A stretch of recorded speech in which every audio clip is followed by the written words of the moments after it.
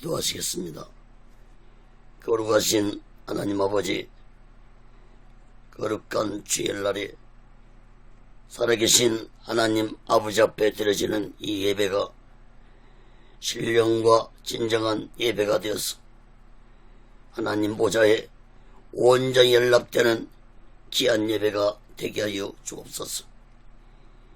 예배를 드린 모든 자들에게 하나님의 크신 은혜와 은총이 임하게 도와 주옵소서. 하나님 아버지, 한국교회를 붙잡아 주시고 북녘에 무너진 하나님의 재단도 수축해 주시옵시고, 이 땅에서 두 번 다시 동족 간에 전쟁이 일어나지 않도록 막아 주시옵소서. 저희 선전의 장벽이 하나님의 말씀으로 예수 그리스도의 능력으로 무너지게 하여 주시옵소서. 북한의 공산주의자들의 세력들이 하나님의 심판을 받아 멸망받게 도와주시고, 북한의 모든 전쟁 준비 무기물자들이 사용되지 못하도록 막아 주시옵소서. 북녘 땅에 고통당하고 있는 하나님의 백성들을 구원하여 주시옵소서. 저 북녘 땅에도 하나님의 평강과 하나님의 은혜가 충만하게 임하게 도와 주시옵소서.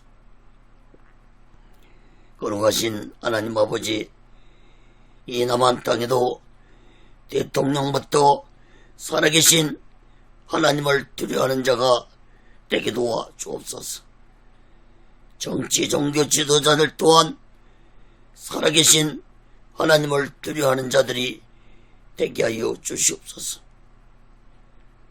오늘날 이 나라가 코로나 바이러스로 인해 심한 어려움을 당하고 있습니다.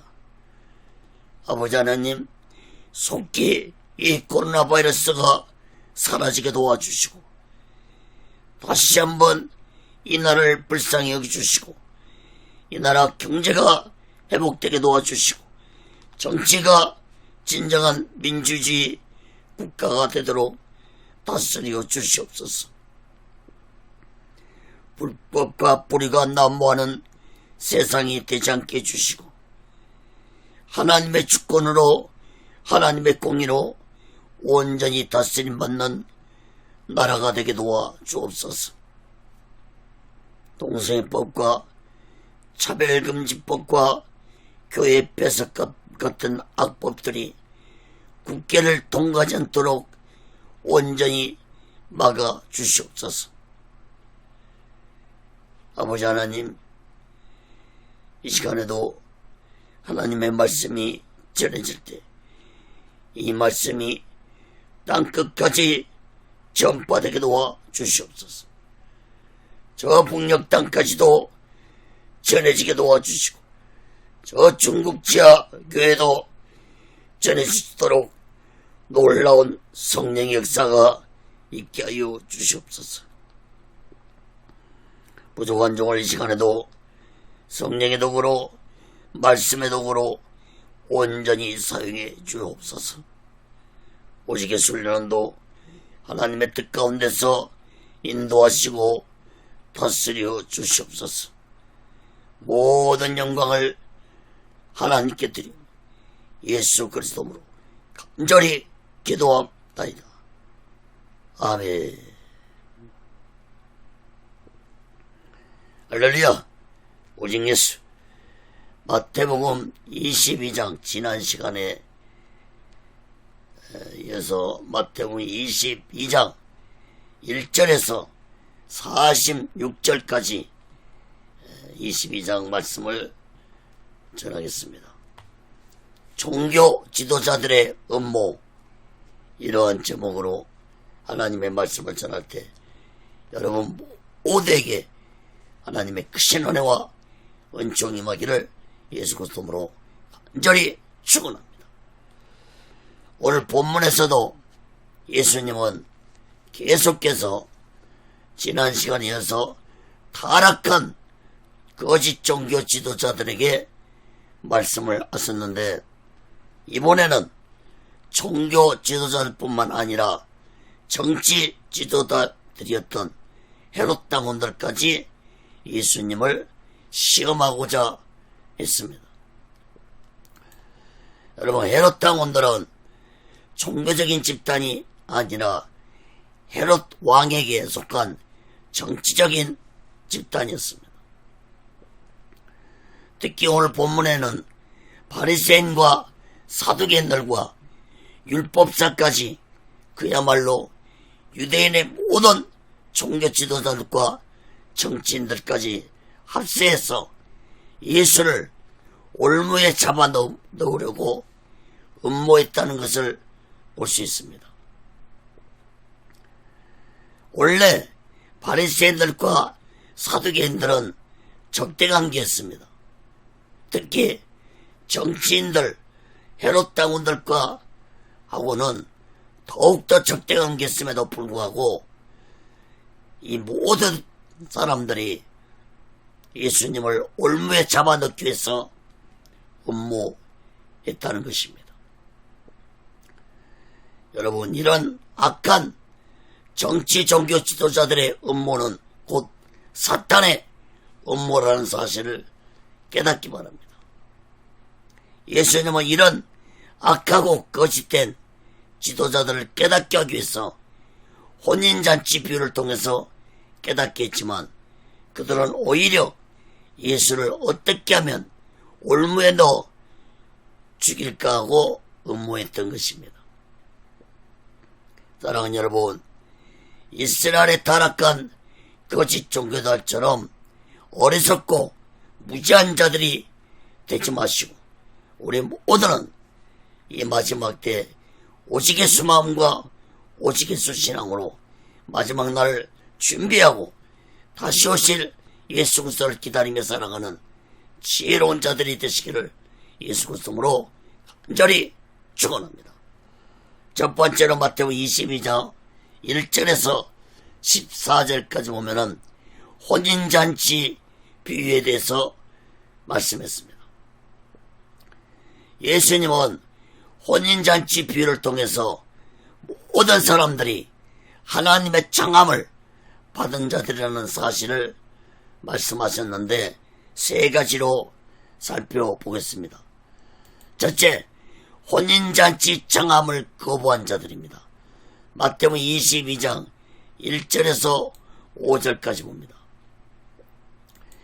예수께서 다시 비유로 대답해 가라사대, 천국은 마치 자기 아들을 위하여 혼인잔치를 베푼 어떤 임금과 같으니, 그 종들을 보내어 그 청한 사람들을 혼인잔치에 오라 하였더니 오기를 싫어하거늘 다시 다른 종들을 보내며 가로되, 청한 사람들에게 이르기를 내가 옷차를 준비하되 나의 소와 살찐 짐승을 잡고 모든 것을 갖추었으니 혼인잔치에 오소서 하라 하였더니, 저희가 돌아보지 않고 하나는 자기 밭으로 하나는 자기 상업자로 가고.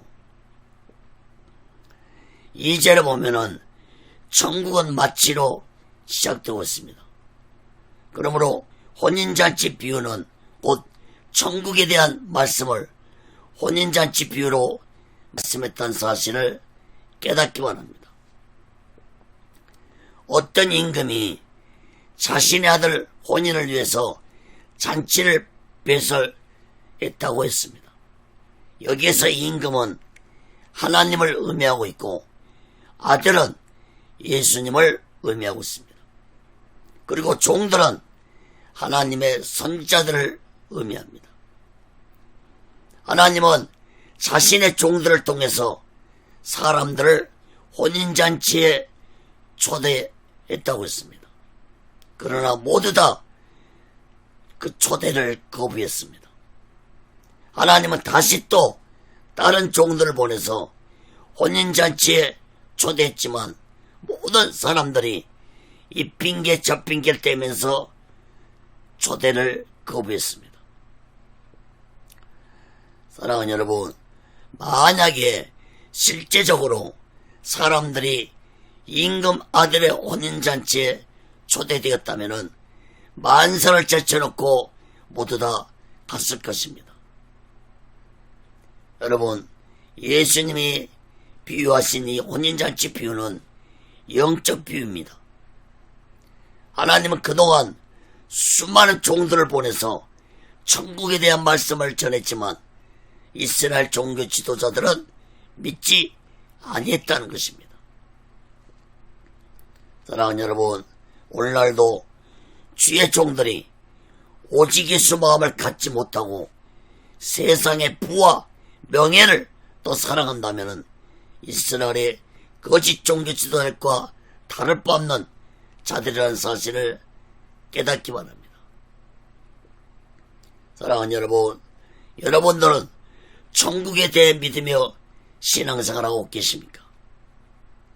우리 모두 다 천국 혼인잔치를 거부한 어리석고 무지한 자들로 살지 말고 오직 예수 마음과 오직 예수 신앙으로 우리 모두 다 천국 혼인잔치에 들어가는 귀하고 복되고 지혜로운 자 되시기를 예수 그리스도로 간절히 축원합니다.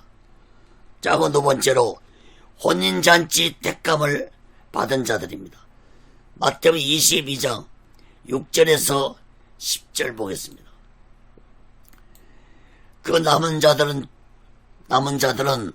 종들을 잡아 능욕하고 죽이니 임금이 노하여 군대를 보내어 그 살인하는 자들을 진멸하고 그 동네를 불사르고 이에 종들에게 이르되 혼인잔치는 예비되었으나 청한 사람들은 합당치 아니하니 사거리 길에 가서 사람을 만나는 대로 혼인잔치에 청하여 오너라는데 종들이 길에 나가 악한 자나 선한 자나 만나는 대로 모두 데려오니 혼인잔치에 손이 가득한지라. 천국 혼인잔치 초청을 거부한 자들은 거부한 것으로 끝나지 않고 하나님이 보낸 종들은 죽이기까지 했습니다. 이에 하나님은 그 악한 자들을 심판하지 아니할 수 없었습니다. 7절 10절 말씀의 비유는 장차 일어날 일에 대해서 말씀하신 것이라고 볼 수 있습니다. 7절에 보면은 임금이 노하여 군대를 보내서 살인자들을 죽이고 그 동네를 불살할 것이라고 했는데 이 말씀은 곧 거짓 종교 지도자들과 이스라엘 백성들이 하나님의 천국 혼인잔치를 거부한 결과 하나님의 심판을 받을 것이라는 예언적인 비유였습니다. 여러분, 예수님의 비유대로 주 70년에 이스라엘은 로마에 멸망되어서 예루살렘 성뿐만 아니라 예루살렘 성전이 불타고 돌 위에 돌 하나도 남지 않고 무너지고 이스라엘 민족은 이스라엘 땅에서 추방되어서 2000년 동안 나라가 없는 민족이 되어서 세계를 떠돌아다니는 디아스포라 유랑민족이 되고 말았습니다.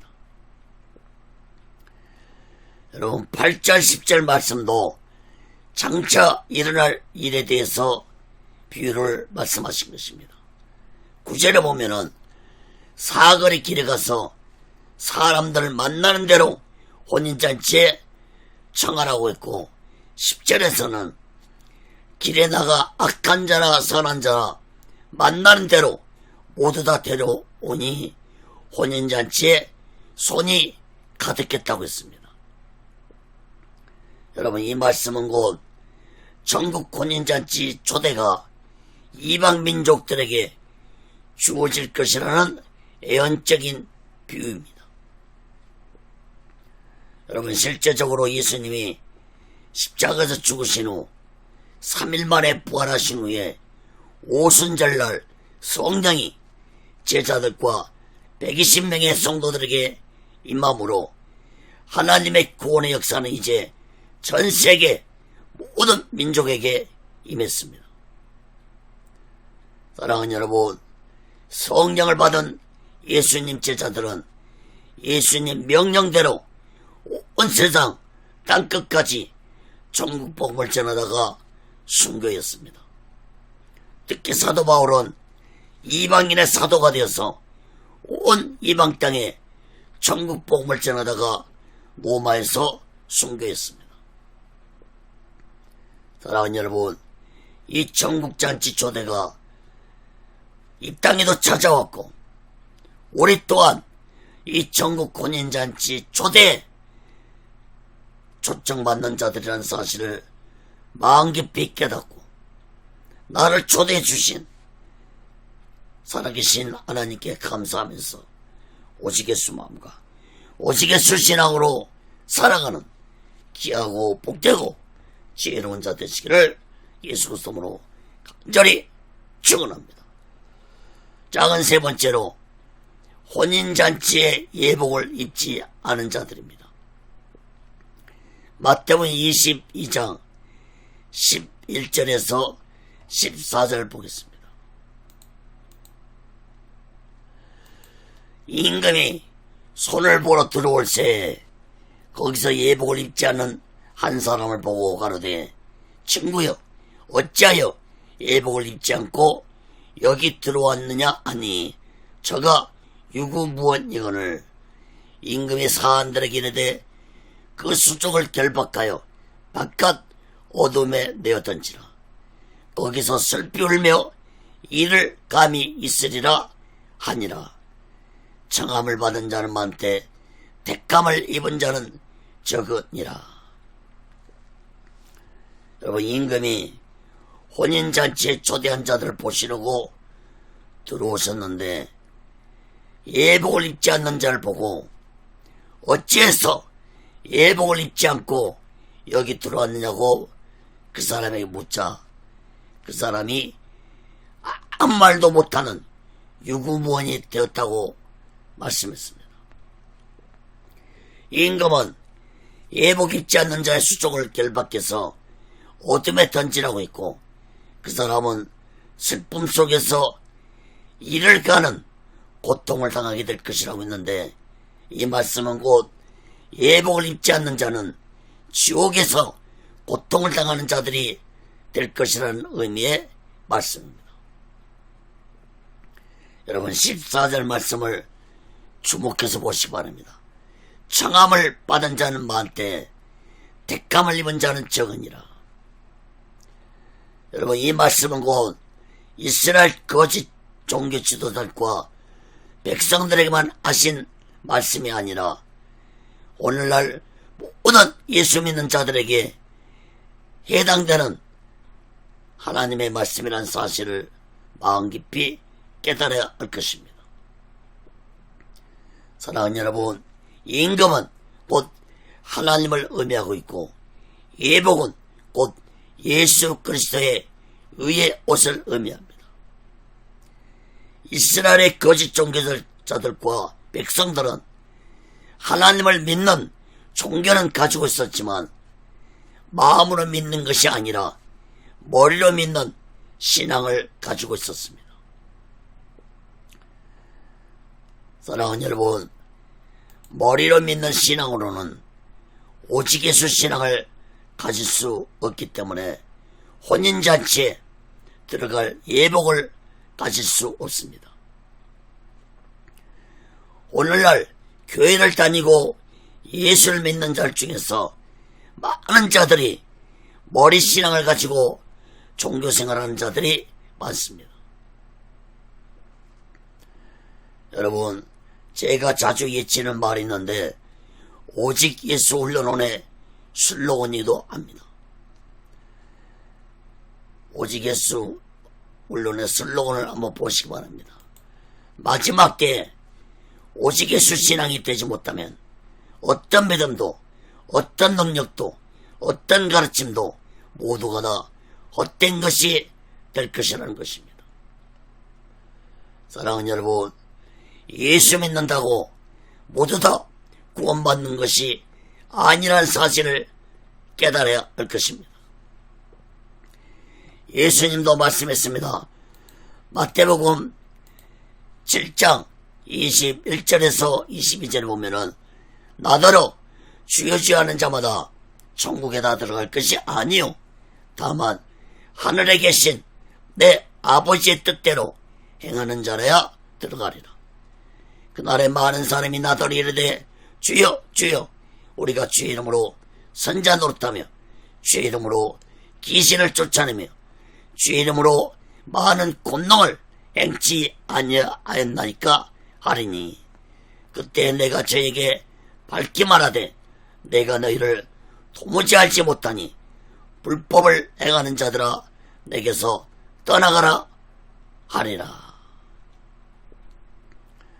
여러분 사도행전 16장 31절에 보면은 주 예수를 믿으라 그리하면 내 집이 구원을 얻으리라 했다고 해서 무조건 예수만 믿으면 다 구원받는다는 생각을 해서는 안 될 것입니다. 로마서 10장 10절에 보면은 사람이 마음으로 믿어 의에 이르고 입으로 시인하여 구원에 이른다고 했습니다. 사랑하는 여러분, 입으로 시인하기 전에 먼저 내 죄를 회개하고 마음으로 믿어 의를 이루어간다는 사실을 마음 깊이 깨닫고 우리 모두는 내 죄를 회개하고 오직 예수 그리스도의 의의 옷을 입고 천국 혼인잔치에 참여하는 자들이 되어야 할 것입니다. 여러분, 예수를 믿어도 예수 그리스도의 의의 옷을 입지 못한다면 천국 혼인잔치에서 쫓김을 당할 수 있다는 사실을 마음 깊이 깨닫고 우리 모두는 이 마지막 때 오직 예수 마음과 오직 예수 신앙으로 예수 그리스도의 의의 옷을 입고 천국 혼인잔치에 참여하는 귀하고 복되고 지혜로운 자 되시기를 예수 그리스도로 간절히 축원합니다. 그 두 번째로 마태복음 22장 15절에서 22절까지 보면은 바리새인들의 음모입니다. 바리새인들의 음모. 거짓 종교자들은 이제 본격적으로 예수님을 어떻게 하면은 올무에 걸려들게 할까 하고 음모를 꾸몄는데 두 가지로 살펴보겠습니다. 첫째, 악한 생각으로 접근한 바리새인들입니다. 마태복음 22장 15절에서 16절 봅니다. 이에 바리새인들이 가서 어떻게 하여 예수로 말의 올무에 걸리게 할까 상론하고 자기 제자들을 헤롯 당원들과 함께 예수께 보내어 말하되 선생님이여 우리가 아나니 당신은 참되시고 참으로서 하나님의 도를 가르치시며 아무라도 거리는 일이 없으시니 이는 사람을 예모로 보지 아니하심이니이다. 바리새인들과 헤롯 당원들이 어떻게 하면은 예수를 올무에 걸리게 할까 의논하고 바리새인들은 자기 제자들을 헤롯 당원들과 함께 예수께 보냈습니다. 헤롯 당원들은 정치적인 집단이었으므로 종교적인 바리새인들하고는 서로 다른 견해로 자주 충돌하는 관계였는데 예수를 올무에 걸려들게 하는 데는 서로 뜻을 같이 했습니다. 그들은 예수께 찾아와서 간사하게도 마음에도 없는 칭찬을 했는데 이들은 예수님을 네 가지로 칭찬을 했습니다. 첫째, 예수님은 참되시고, 둘째, 예수님은 진실로 하나님의 도를 가르치시고, 셋째, 예수님은 아무에게도 꺼리끼는 것이 없이 행동하시고, 넷째, 예수님은 사람을 예모로 보지 아니하시는 분이라고 칭찬을 늘어놓았습니다. 여러분, 거짓된 자들이 예수님을 칭찬하는 말은 모두 다 맞는 말이었습니다. 그러나 이들이 하는 말은 마음의 진심에서 우러나온 말이 아니었습니다. 이들이 칭찬하는 말은 예수님을 어떻게 하면 올무에 걸려들게 할까 하는 거짓으로 고백하는 칭찬이었습니다. 마치 악한 사탄이 에덴 동산에서 하와를 미혹할 때 그럴듯한 말로 하나님의 말씀을 변개케 해서 하와를 미혹했던 것처럼 악한 거짓된 자들은 예수님을 올무에 걸려들게 하려고 미혹한 말이었습니다. 사랑하는 여러분, 오늘날도 거짓 정도는 아주 그럴듯한 말로 사람들을 미혹한다는 사실을 깨닫기 바랍니다.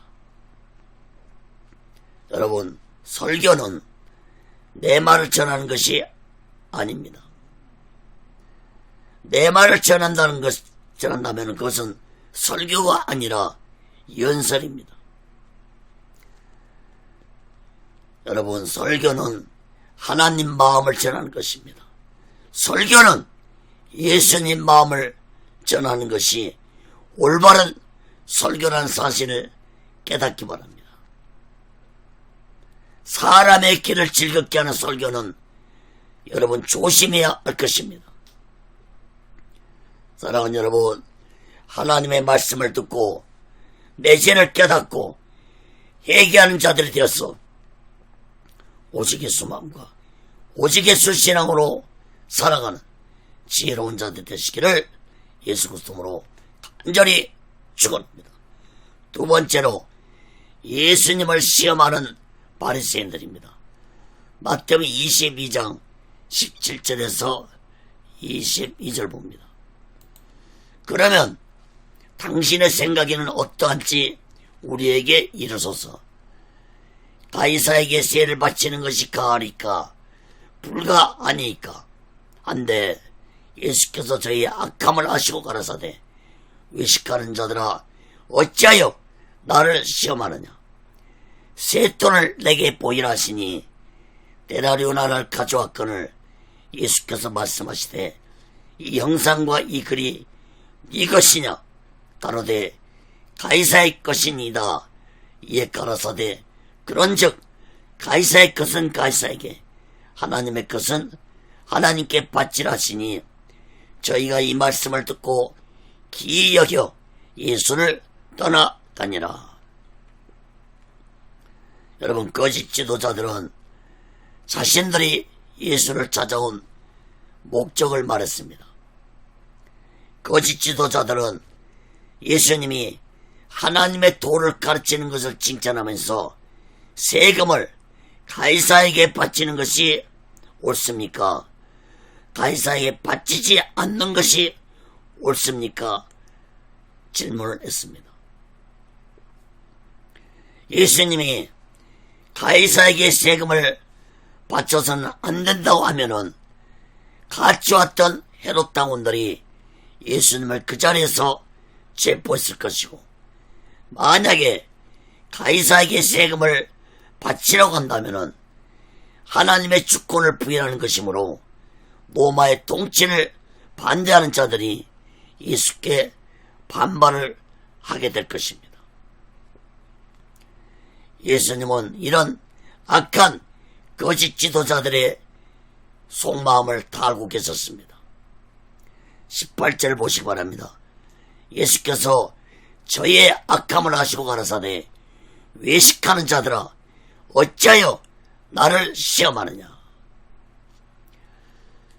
예수님 마태복음 23장에서 외식하는 행위에 대해서 구체적으로 7번이나 말씀하시면서 화가 있을 것이라고 저주를 7번이나 선포했습니다. 외식함에 대해서는 다음 주에 자세히 살펴보겠습니다.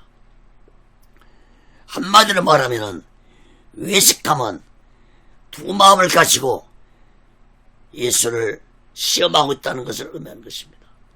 가면을 쓰고 형식과 예식으로. 여러분 12절, 19절, 22절 말씀을 주목해 보세요. 예수님은 세금에 대한 말로 자신을 시험하려고 하는 이 악한 지도자들의 외식된 마음을 아시고 당시에 합의했던 은하를 보여달라고 한 후에 은하에 새겨진 형상과 글이 네 것이냐고 물었습니다. 당시의 로마는 황제의 형상을 돈에 찍어서 발행했습니다. 이 돈으로 세금을 받았는데 14세부터 65세까지 모든 자들이 1년에 한 번 한 데나리온을 세금을 내야 했습니다. 한 데나리온은 당시의 노동자의 하루 품삯이었습니다. 예수님은 악한 지도자들의 질문에 돈이 그려진 형상과 글을 보면서 가이사의 것은 가이사에게, 하나님의 것은 하나님에게 바치라고 말씀을 했습니다. 예수님을 올무에 놓고자 시험한 악한 지도자들은 아무런 대답도 못하고 떠나갔습니다. 사랑하는 여러분, 오늘날 우리들도 나라의 세금을 충실하게 내야 할 것입니다. 그리고 또한 하나님께 바칠 헌금도 마음을 다해 드리면서 오직 예수 마음과 오직 예수 신앙으로 살아가는 귀하고 복되고 지혜로운 자 되시기를 예수 그리스도로 간절히 축원합니다. 끈 세 번째로 마태복음 22장 23절에서 33절까지 보면은 사두개인들의 업무입니다. 바리새인들과 헤롯 당원들이 떠나자 이제는 사두개인들이 예수께 찾아와서 예수를 시험했는데 두 가지로 살펴보겠습니다. 첫째, 부활을 부인하는 사두개인들입니다. 마태복음 22장 23절에서 28절 보겠습니다. 부활이 없다는 사두개인들이 그날에 예수께서 물어가로되 선생님이여 모세가 일렀으되 사람이 만일 자식이 없이 죽으면 그 동생이 그 아내에게 장가들어 형을 위하여 후사를 세울지니라 하였나이다. 우리 중에 칠형제가 있었는데 맛이 장가들었다가 죽어 후사가 없으므로 그의 아내를 그 동생에게 끼쳐두고 그 둘째와 셋째로 일곱째까지 그렇게 하다가 최후에 그 여자도 죽었나이다. 그런즉 저희가 다 그를 취하였으니 부활 때 일곱 중에 네 아내가 되리까. 여러분, 바리새인들은 부활도 천사의 존재도 믿었고 영생도 믿었고 영혼도 믿었지만 이 사두개인들은 이 모든 것을 영적인 세계도 믿지 않는 자들이었습니다. 다시 말해서 현실 주의자적인 종교 지도자들이었습니다. 부활도 믿지 않는 사두개인들이 예수께 나와서 질문한 것은 계대 온인에 대해서 질문한 것입니다. 여러분, 계대 온이라는 것은 형이 아들이 없이 죽으면은 동생이 형수와 결혼해서 집안에 대를 잇도록 하는 풍습이었습니다. 성경에는 이런 계대 온인이 일찍부터 등장했습니다. 창세기 39장에서도 이런 계대 온인의 풍습이 잘 나타나 있고 눕기서에도 나타나 있습니다. 사두개인들의 질문은 이런 계대 온인의 풍습에 따라서 큰아들이 한 여인과 결혼했는데 아들이 없이 죽었는데 둘째가 형수를 지었고 역시 둘째도 아들이 없이 죽었다고 말했습니다. 이런 식으로 7 형제가 한 여인과 결혼을 했다면 부활의 때 그 여자는 누구의 아내가 되겠는지 하는 질문이었습니다. 사두개인들의 이런 질문은 부활이 없다는 것을 입증하기 위해서 말하면서 예수님을 공경에 빠뜨리기 위한 질문이었습니다. 예수님은 그들의 무지함에 대해서 말씀을 하셨는데 29절 33절 말씀을 보겠습니다. 마태복음 22장 29절 33절 말씀입니다. 예수께서 대답하여 가라사대 너희가 성경도 하나님의 능력도 알지 못하는 거로 오해하였도다. 부활 때에는 장가도 아니가고 십도 아니가고 하늘에 있는 천사들과 같으니라. 죽은 자의 부활을 언언할진대 하나님이 너희에게 말씀하신 바 나는 아브라함의 하나님이요 이삭의 하나님이요 야곱의 하나님으로다 하신 것을 읽어보지 못하였느냐. 하나님은 죽은 자의 하나님이 아니요 산 자의 하나님이시라 하시니 무리가 듣고 그의 가르치심에 놀라더라.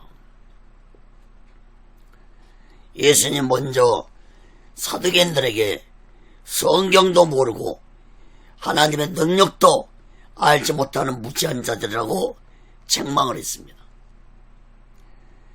사두개인들 대부분이 대제사장이었는데 이런 자들이 종교 지도자들이었다는 것이 이스라엘의 비극이었습니다. 30절 32절 말씀을 주목해 보세요. 부활한 영혼들은 결혼이 필요 없는 천사들과 같은 존재라고 말씀하면서 출애굽기 3장 6절의 말씀을 예수님은 인용했습니다. 30절 32절 말씀을 보세요. 하나님이 너희에게 말씀하신 바 나는 아브라함의 하나님이요 이삭의 하나님이요 야곱의 하나님으로다 하신 것을 읽어보지 못했느냐. 하나님은 죽은 자의 하나님이 아니요 산 자의 하나님이시니라.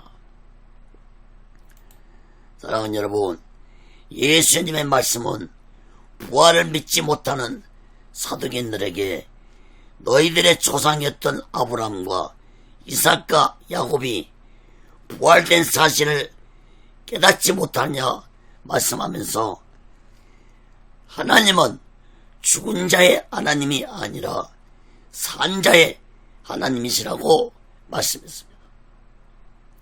사두개인들은 예수님의 가르침에 놀라서 못 떠나갔습니다. 사랑하는 여러분, 사두개인들이 부활을 믿지 않았다는 것은 성경은 물론이고 영적으로 이루어질 일들을 전혀 믿지 아니한 자들이었다는 것을 의미하는 것입니다. 여러분, 이런 무지한 자들이 가장 권위 있는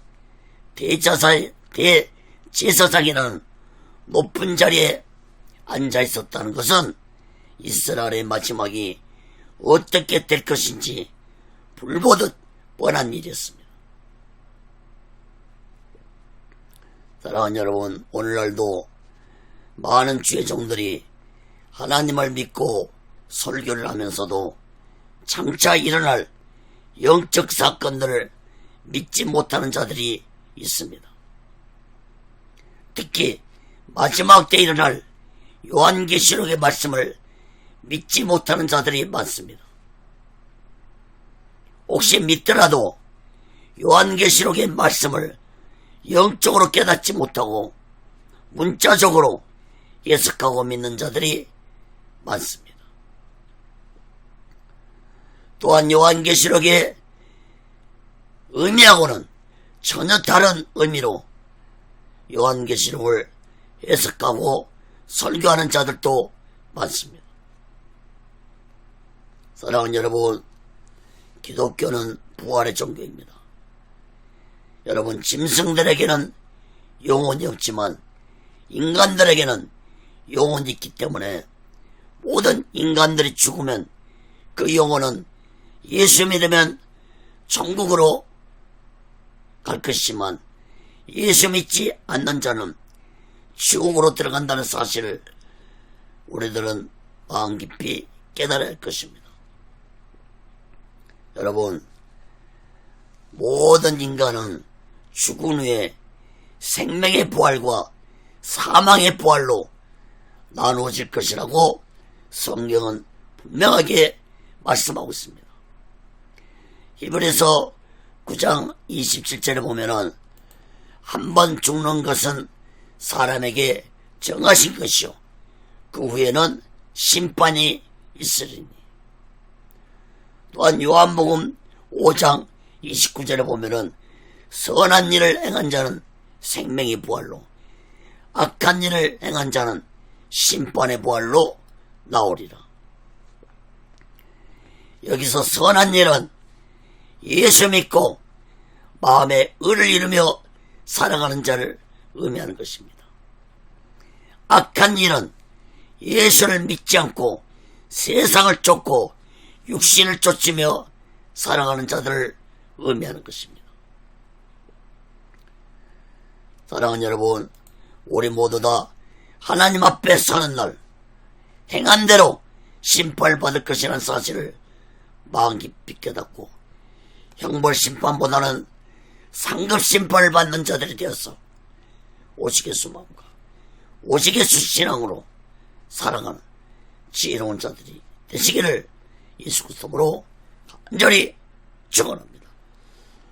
그럼 네 번째로 마태복음 22장 34절에서 46절에 보면은 율법사의 음모입니다. 이번에는 율법사가 예수님을 시험했는데 두 가지로 살펴보고 말씀을 마치겠습니다. 마태복음 22장 34절에서 40절 봅니다. 율법사의 질문입니다. 예수께서 사두개인들로 대답할 수 없게 하셨다함을 바리새인들이 듣고 모였는데 그 중에 한 율법사가 예수를 시험하여 묻되 선생님이여 율법 중에 어느 계명이 크니까? 예수께서 가라사대 내 마음을 다하고 목숨을 다하고 뜻을 다하여 주 너희 하나님을 사랑하라 하셨으니 이것이 크고 첫째 되는 계명이요 둘째는 그와 같으니 내 이웃을 내 몸과 같이 사랑하라 하셨으니 이 두 계명이 온 율법과 선지자의 강령이니라. 여러분 34절에 보면은 사두개인들이 예수님을 올무에 걸려들게 하지 못하자 이번에는 바리새인들이 다른 방법으로 예수님을 올무에 걸려들게 하려고 율법사를 예수께 보냈습니다. 여러분 율법사는 성경에 능통한 서기관들을 의미합니다. 그러므로 바리새인들은 성경을 통해 예수를 올무에 걸려들게 하려고 율법사를 보냈던 것입니다. 율법사는 예수를 시험하고자 율법 중에 어떤 계명이 제일 크냐고 물었습니다. 율법사의 질문에 예수님은 모든 율법을 두 강령으로 말씀을 했습니다. 첫째는 마음을 다하고 뜻을 다하고 목숨까지 다해서 하나님을 사랑하는 것이고 둘째는 내 이웃을 내 몸같이 사랑하라는 것이 이 두 계명이 온 율법과 선지자의 강령이라고 말씀했습니다. 예수님은 신명기 6장 5절, 레위기 19장 18절에 있는 말씀을 인용해서 율법에서 가장 핵심이고 가장 중요한 말씀을 두 가지로 요약해서 말씀을 했습니다. 그런데 여러분, 이스라엘의 악하고 거짓된 종교 지도자들은 다른 율법도 지키지 아니했지만 특히 예수님이 말씀하신 두 강령인 말씀을 지키지 아니한 악한 자들이었습니다. 여러분, 율법에서 가장 중요한 두 강령인 말씀도 지키지 못한 자들이 무슨 율법을 지킬 수 있었겠습니까? 여러분, 율법을 백성들에 가르치는 율법사들이 자신부터 지키지 아니한 율법을 가지고 예수님을 올무에 넣으려고 질문한 것 자체가 모순이었고 큰 제약이었습니다. 사랑하는 여러분, 마음을 다하고 목숨을 다하고 뜻을 다해서 하나님을 사랑하고 또한 내 이웃을 내 몸처럼 사랑하는 것이 온 율법의 가르침이라는 사실을 마음 깊이 깨닫고 오직 예수 마음과 오직 예수 신앙으로 하나님을 사랑하고 내 이웃을 내 몸처럼 사랑하는 귀하고 복되고 지혜로운 자들 되시기를 예수 그리스도로 간절히 축원합니다. 자, 두 번째로 예수님의 질문입니다. 마태복음 22장 41절에서 46절 봅니다. 바리새인들이 모였을 때에 예수께서 그들에게 물으시되 너희는 그리스도에 대하여 어떻게 생각하느냐? 네 자손이냐? 대답하되 다윗의 자손이다. 가라사대 그러면 다윗이 성령에 감동하여 어찌 그리스도를 주라 칭하여 말하되 주께서 내 주께 이르시되 내가 내 원수를 내 발 아래 둘 때까지 내 우편에 앉았으라 하셨다 하였느냐? 다윗이 그리스도를 주라 칭하였은즉 어찌 그의 자손이 되겠느냐 하시니 한 말도 너희 대답하는 자가 없고 그날부터 감히 그에게 묻는 자도 없더라. 여러분, 예수님은 율법사를 보낸 후에 바리새인들에게 질문했습니다. 너희는 그리스도에 대하여 어떻게 생각하느냐? 네 자손이냐? 질문했습니다. 그들은 다윗의 자손입니다라고 대답했습니다. 다시 말해서 그리스도는 다윗의 자손이라고 잘 알고 있었습니다. 여러분, 그리스도는 히브리어로 기름 부음 받는 자라는 뜻을 가지고 있습니다. 곧 메시아라는 의미입니다. 예수님은 유대인들이 가장 소망을 가지고 있는 메시아에 대해서 질문을 하신 것입니다. 거짓 종교 지도자들은 메시아가 다윗의 자손으로 오실 것이라는 성경의 예언까지는 잘 알고 있었지만 그 이상은 모르고 있었습니다. 예수님은 메시아에 대해 잘 모르고 있는 그들에게 말씀했습니다. 43절 45절 말씀을 주목해서 보시기 바랍니다. 예수님은 시편 110편 1절 말씀을 인용해서 다윗이 성령에 감동받아서 메시아를 주라고 고백하고 메시아를 하나님이 높이실 것에 대해서 말씀했습니다. 그리고 다윗이 그리스도를 주라고 칭했는데 어떻게 그리스도가 다윗의 자손이 되겠느냐고 질문을 했습니다. 여러분, 46절을 다시 한번 보세요.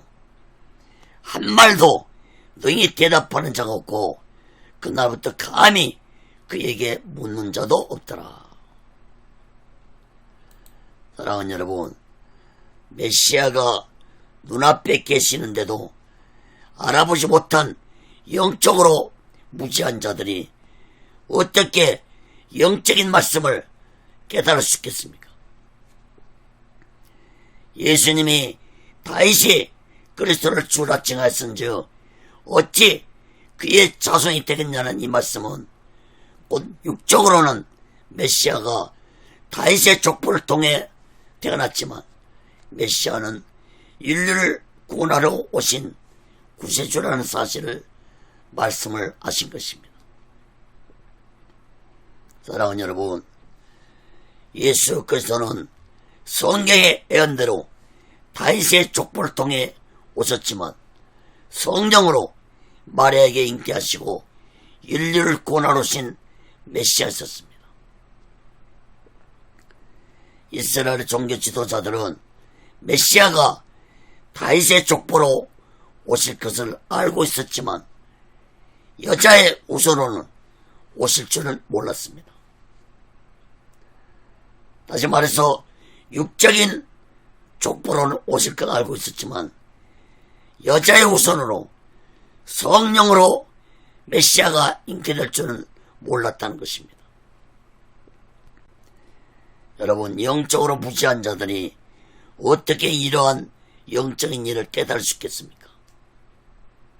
그러나 하나님은 이미 오래전에 에덴 동산에서부터 메시아는 여자의 우선으로 오실 것이라고 말씀을 하셨습니다.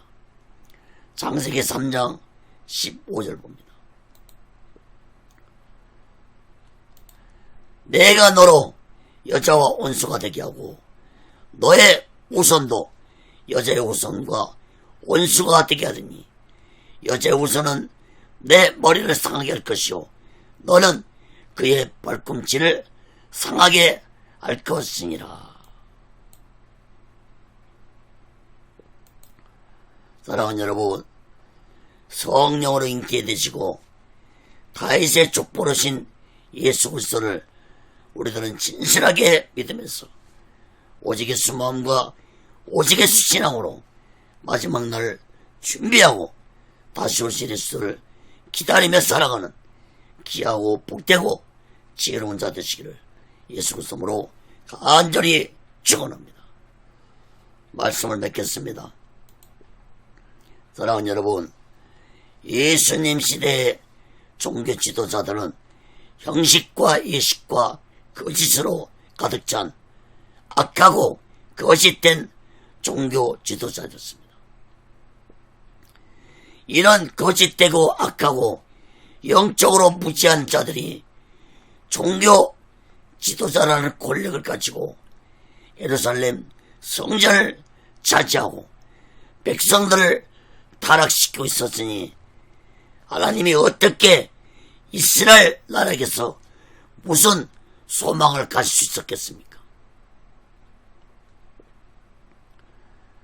여러분, 오늘날 이 시대는 어떻습니까? 만약에 오늘날도 이 땅의 종교 지도자들이, 정치 지도자들이 하나님을 두려워하지 않고 하나님의 말씀을 엉터리로 가르치고 권력을 잡고 있다면 하나님은 이 나라에서 소망을 찾지 아니하실 것입니다. 여러분, 예수님 다음 시간에 마태복음 23장을 통해서 거짓된 종교 지도자들에게 무섭게 심판을 받을 것을 말씀하셨습니다. 그러므로 종교 지도자들에 대한 말씀은 오늘 말씀으로 마치고 다음 주부터 살펴볼 마태복음 23장은 종교 지도자들에 대한 심판의 말씀으로 끝을 맺고 있다는 사실을 깨달을 것입니다. 심판으로 끝을 맺고 있습니다. 사랑하는 주의 종 여러분, 사랑하는 성도 여러분, 종교 지도자들의 자리가 얼마나 막중하고 큰 책임이 있다는 자리인지 우리들은 마음 깊이 깨닫고 종교 지도자들은 오직 예수 마음과 오직 예수 신앙으로 마지막 날을 준비하고 다시 오실 예수를 기다리며 사명을 온전히 감당하는 지혜로운 자 되시기를 예수 그리스도로 간절히 축원합니다. 기도하겠습니다. 거룩하신 하나님 아버지, 이스라엘 종교 지도자들은 참으로 악하고 거짓되고 형식과 예식으로 가득 찬 모습으로 지도자들 자리에 앉아 있었습니다. 이러한 모습을 본 예수님이 예루살렘 성전에 들어가서 강도의 소굴로 변한 예루살렘 성전을 에서 분노하셨고 그들을 깨우치기 위해서 마태복음 21장부터 22장까지 종교 지도자를 깨우치도록 말씀했지만 그 악한 자들은 오히려 예수님을 어떻게 하면은 올무에 걸려들게 할까 하고 음모를 꾸몄습니다. 아버지 하나님, 오늘날 이 땅의 종교 지도자들의 모습은 어떻습니까? 진실로 세상의 부와 명예와 권력을 쫓으며 종교 지도자 자리에 앉아있지는 않습니까? 이제부터라도 자신들의 모습을 발견하고 자신들의 죄를 회개하고 하나님 앞에 올바른 종교 지도자들이 되게 하여 주옵소서. 이 나라가 종교 지도자들의 타락이 이렇게 갈수록 심해진다면 이 나라는 결코 하나님의 심판을 피할 수 없을 것입니다. 거룩하신 하나님 아버지, 이 나라를 불쌍히 해주시고 이 나라를 다시 한번 살펴주시옵소서. 버리지 말아 주시옵소서. 종교 지도자들이 하나님 앞에 마음을 다해 뜻을 다해 목숨을 다해 사명을 감당하는 이 나라 종교 지도자들이 되고 정치의 지도자들이 되게 하여 주시옵소서. 오직 예수를 나는도 하나님의 뜻 가운데 세워주시고 인도하시고 다스려 주옵소서. 모든 영광을 하나님께 드리며 예수 그리스도로 간절히 기도함나이다. 아멘.